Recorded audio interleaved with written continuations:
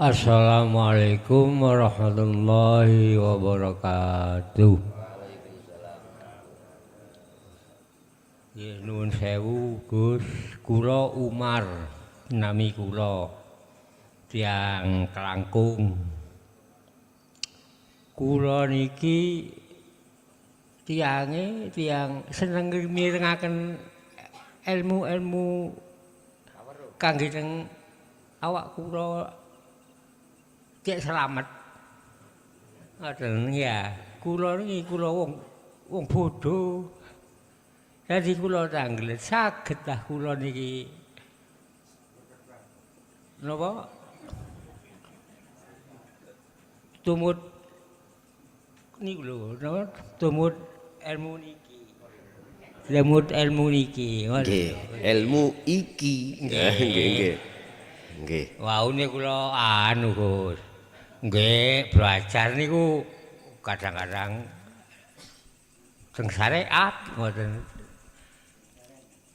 Rami-rami kula niki anu, rumput mirengaken nggih niki. Ilmu niki. Terus mboten purun kula niki teng syariat niku ngono. Mboten seneng. Pundi daleme wau? Kelangkung. Selangkung iki pundi? Pandaan kok. Pandaan. Nggih. Nggih. Nggih ngoten mawon. Ngoten nggih. Nggih, assalamualaikum warahmatullahi wabarakatuh. Waalaikumsalam warahmatullahi wabarakatuh. Pertanyaannya saged ta kula nderek ilmu iki? Lah ngoten nggih. Nggih. Padahal saya orang bodoh. Nggih. Niki yang mendengarkan tidak hanya orang Jawa, Pak, di luar Jawa yang gak ngerti bahasa Jawa. Jadi saya Indonesiakan ya. Pertanyaannya ini ada satu jamaah yang menanyakan, apa bisa saya mengikuti pembelajaran ilmu ini karena saya suka ilmu ini, padahal saya itu orang bodoh. Nah itu bahasa Indonesianya seperti itu. Bon. Bapak Ibu, kalau sudah masuk di dalam pengajaran ilmu rohaniah atau ilmu kaweruh, ilmu tuwek ya, itu tidak dipersyaratkan harus alim, bisa baca Quran, bisa baca kitab, bisa ngerti hukum dohir syariat, halal, haram, mubah dan lain sebagainya. Itu bukan satu syarat untuk diperbolehkan atau untuk mengikuti, memahami sekaligus mengamalkan dinul haq. Ndak. Gini Pak, mungkin bisa dilihat dalam satu ayat. Tepatnya ada di surat An-Nur ya, tentang masalah cahaya, nurun ala nurin. Cahaya itu, ini nanti jadinya cahaya makrifat ya, diberikan terhadap hamba yang dikehendaki. Banyak ayat yang menjelaskan tentang masalah wahyu. Yunazzilul malaikata birruhi alaman ala mayyasha min ibadihi.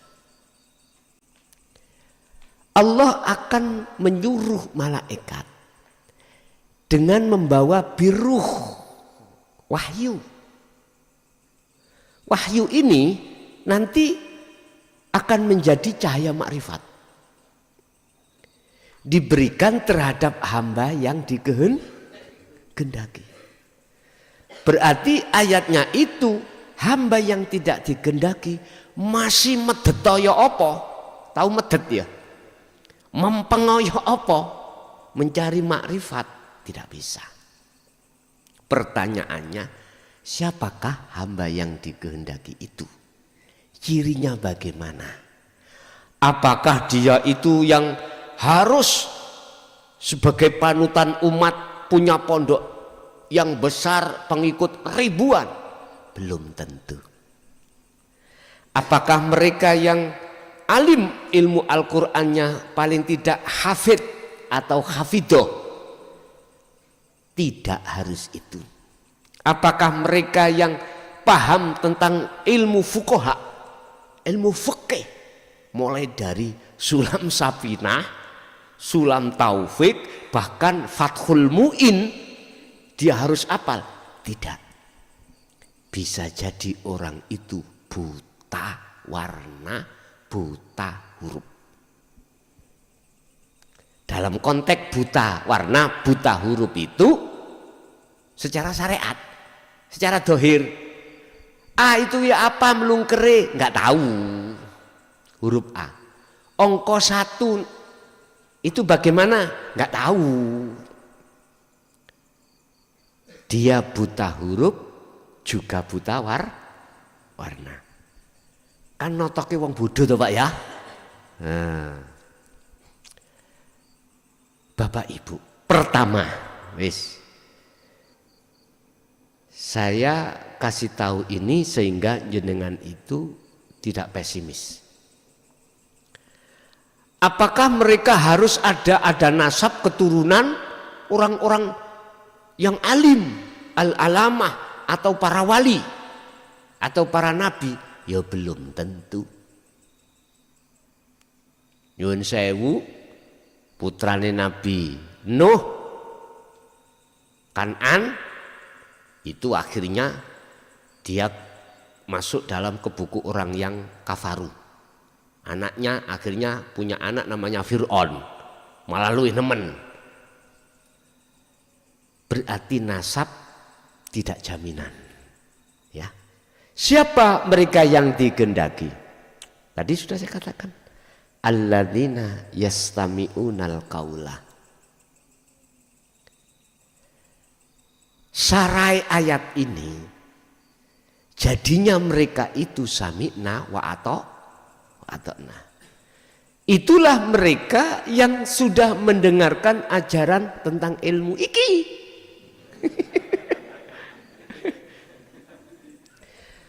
Terus dalam hatinya condong. Condong itu berarti suka. Loh ini yang ku cari. Itu hati loh Pak ya, bukan akal. Jenengan resapi, jenengan nikmati, jenengan hayati, ini yang ku cari. Padahal jenengan tidak mengerti huruf, tidak mengerti warna.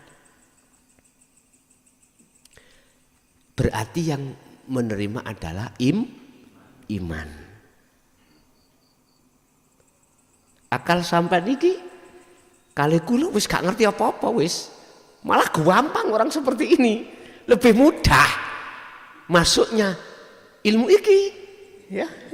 Nanggone hatinya orang yang akalnya sudah bodoh, ya, makanya bodoh. Tapi ayatnya tidak berhenti di situ, Pak. Wa yattabi'una hasanahu. Itulah yang dimaksud tadi sami'na wa ata'na. Dalam keterangan lain, ketika ajaran Rasulullah di jalur dinul haq, yaitu ilmu iki, ya, pokoknya ilmu iki, itu ada dua kelompok Pak ya. Ketika itu beliau sampaikan Rasulullah, pertama adalah wa minhum man hadallah. Mereka yang mau menerima hidayah dari tandane jenengan klik tentang ilmu iki. Lalu wa yattabi'una hasanahu sami'na wa ata'na. Jenengan mengikuti petunjuk itu untuk melakukan fungsi daripada maksud ilmu itu. Tiada lain adalah satu, yakfur bitaghut, menghilangkan iman yang kadung sarang dalam hati iman selain Allah. Kedua, kalau ini sudah hilang maka imannya hanya pada Allah. Atau boleh saya katakan perkara yang menghijabi ruhaniyah sampai dengan Allah ini dihilangkan Allah. Bentuknya jenengan khalwat dzikir tersebut. Ya. Orang yang seperti inilah salah satu tanda mereka yang Ketika jenengan terus mengasah zikir dalam kholwat itu, itulah yang dimaksud nurun ala nurin, cahaya makrifat yang diletakkan dalam hati jenengan jagati roh. Akhirnya jagati roh asalnya gelap menjadi terang. Akhirnya ruh ketika saat berjalan menemui Allah sangat mudah. Terang lewat. Jadi jenengan melampah dari gawang satu ke gawang yang lain karena melek, terang, padang. Yuk gak mungkin sampean akan milih got. Jelas ngenceng mawon jalannya lah gitu toh. Jadi bahasa saya bisa Pak. Justru akal yang bodoh inilah yang mudah untuk menerima ajaran dinul haq. Ini pengalaman loh Pak. Saya 23 tahun sudah menyerukan, mendakwahkan tentang dinul haq. Yang ku terima dan kulo sensus, kalau boleh saya ambil kesimpulan, yang lebih gampang nerimo wong bodoh-bodoh. Tahu wong bodoh-bodoh? Maksudnya orang itu nanggung. Bahkan gak ngerti apa-apa tentang ilmu-ilmu zahir. Ini yang mudah. Istilah bahasanya lebih mudah arek embongan ahli maksiat bisa menerima daripada orang-orang yang alim ilmu zahiri. Saya mengatakan ini karena pengalaman selama 23 tahun. Jadi keluh kesah bagaimana isinya umat yang menerima dan menolak. Ada dua toh. Tadi satu wa minhum man hadallah, yang kedua wa minhum man haqqat minadh-dhalalatu. Orang yang bersikukuh dengan iman di zahir tadi. Enggak mau, susah ini. Itu yang menolak. Artinya dia menolak hidayah Allah. Hidayah Allah. Justru nyerang balik Pak. Nyerang balik. Sing tersesat itu kau, bukan aku, ngono. Bahasaku lebih sederhana terus simbamang, gak tersesat tapi kebingungan.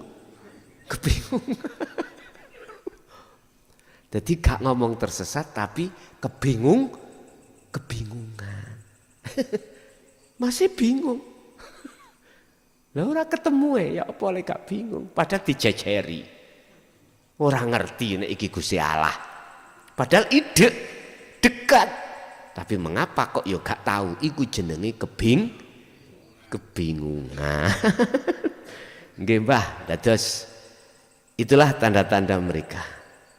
Manakala jenengan itu sudah wayat tabiuna hasanahu, berarti sami'na wa ata'na, menjalankan apa yang sebagai petunjuk-petunjuk di situ, maka yang terjadi dalam hati jenengan tatmainnul qulub, ayem. Ning ati ku damai ayem walaupun dompetnya gak ono isine.